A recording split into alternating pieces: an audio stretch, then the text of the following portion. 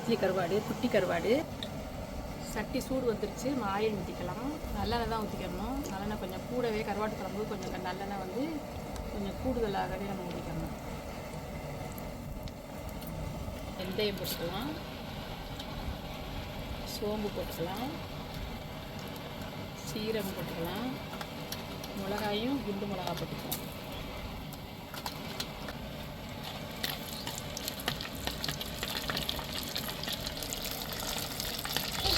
தட்டைப்பயிர் போட்டுக்கணும். தட்டைப்பயிர் நீங்கள் வந்து வேணா போட்டுக்கோங்க. கருவாட்டு குழம்புக்கு தட்டைப்பயிர் போட்டால் ரொம்ப டேஸ்ட்டாக இருக்கும். உங்களுக்கு உங்கள் இஷ்டம் தான், வேணா போட்டுக்கலாம், வேணான்னா வெறும் கருவாடு மட்டும் போட்டுக்கணும். நான் தட்டைப்பயிர் போடுறேன். தட்டைப்பயிர் போட்டிங்கன்னா ரொம்ப டேஸ்ட்டாக இருக்கும். அதையும் ஒரு இது வறுத்துட்டு, தட்டைப்பயிர் வறுத்து வச்சு அடுத்து வந்து வெங்காயம் போட்டுக்குவோம். வெங்காயம் வந்து சின்ன வெங்காயம் தான் போடணும். சின்ன வெங்காயம் ரொம்ப டேஸ்ட்டாக.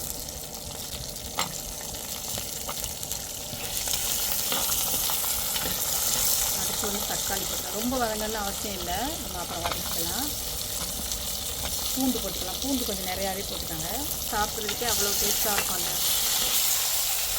வடை சீக்கிரம் வதங்கிடும். கொஞ்சம் நல்லா வதங்கணும்.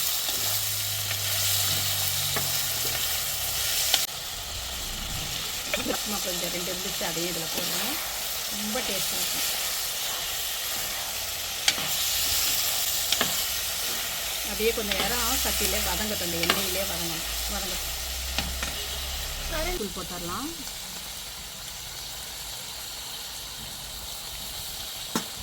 அடுத்து வந்து மிளகாத்தூள் போட்டுருவோம். மிளகாத்தூள் வந்து கொஞ்சம் நீங்கள் காரமாக போட்டால் தான் நல்லாயிருக்கும். உங்களுக்கு காரம் பிடிக்கலன்னா குறைச்சிக்கலாம், தப்பு கிடையாது. கொஞ்சம் நான் வந்து கொஞ்சம் காரம் தூக்கலாக தான் போடுறேன். அதை ஒரு வதக்க அரைக்கிறது. எண்ணெயில் வதக்கிட்டா நல்லா மசாலா வதக்கி போய். அடுத்து வந்து மல்லித்தூள் வந்து கொஞ்சமாக போட்டுக்கோங்க. உங்களுக்கு எவ்வளோ குழம்பு தேவையோ அவ்வளோ போட்டுக்கோங்க.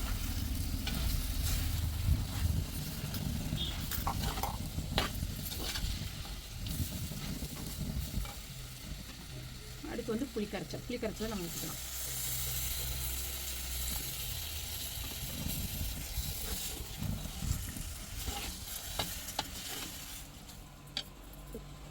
அடுத்து வந்து தண்ணி ஊற்றிக்கலாம். இந்த தட்டைப்பயிறு நல்லா வேகணும். கருவாடும் நல்லா வந்து வெந்து நல்லா அந்த ஜூஸ்லாம் நல்லா அந்த கருவாட்டுடைய அந்த இதெல்லாம் நல்லா வந்து கரைஞ்சிச்சுன்னா ரொம்ப டேஸ்ட்டாக இருக்கும். இந்த கருவாடு அவ்வளோவா கரையாது, ஆனால் எடுத்து சாப்பிட சூப்பராக இருக்கும். நல்லா வாசமாகவும் இருக்கும். நல்லா வேகட்டும். நம்ம ஒரு மூடி போட்டு மூடிடலாம்.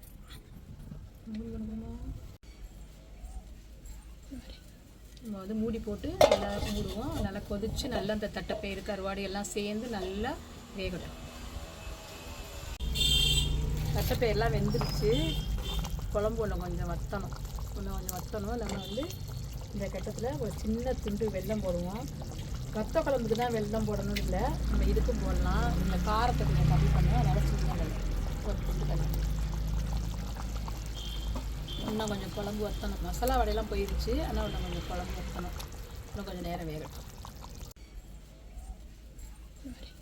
நம்ம வந்து மூடி போட்டு நல்லா மூடுவோம். நல்லா கொதித்து நல்லா இந்த தட்டைப்பயிறு கருவாடு எல்லாம் சேர்ந்து நல்லா வேகட்டும். குழம்பு வந்து நம்ம எண்ணெயெல்லாம் தருங்க பிரிஞ்சு வந்துருச்சு. தட்டைப்பயிரெலாம் வெந்து சூப்பராக கருவாடு தட்டைப்பயிரெலாம் வெந்துருச்சு. அருமையான வாசமாக இருக்குது. அப்படியே பார்த்தாக்க அவ்வளோ டேஸ்ட்டாக இருக்கும் இந்த குழம்பு. நீங்கள் சாப்பாட்டுக்கும் அந்த சாதத்துக்கும் இதை கொஞ்சமாக ஊற்றி பிசைஞ்சு சாப்பிட்லாம். கஞ்சி இருக்குது பார்த்தீங்களா, பழைய கஞ்சி, அதுக்கு தொட்டுக்கிட்டால் ரொம்ப ரொம்ப டேஸ்ட்டாக இருக்கும். வெங்காயம் உரித்து போட்டு வச்சுக்கிட்டு இதையும் பச்சை மிளகாய் வந்து ரொம்ப அவ்வளோ டேஸ்ட்டாக இருக்குங்க. நீங்களும் ட்ரை பண்ணி பாருங்கள், சூப்பராக இருக்கும்.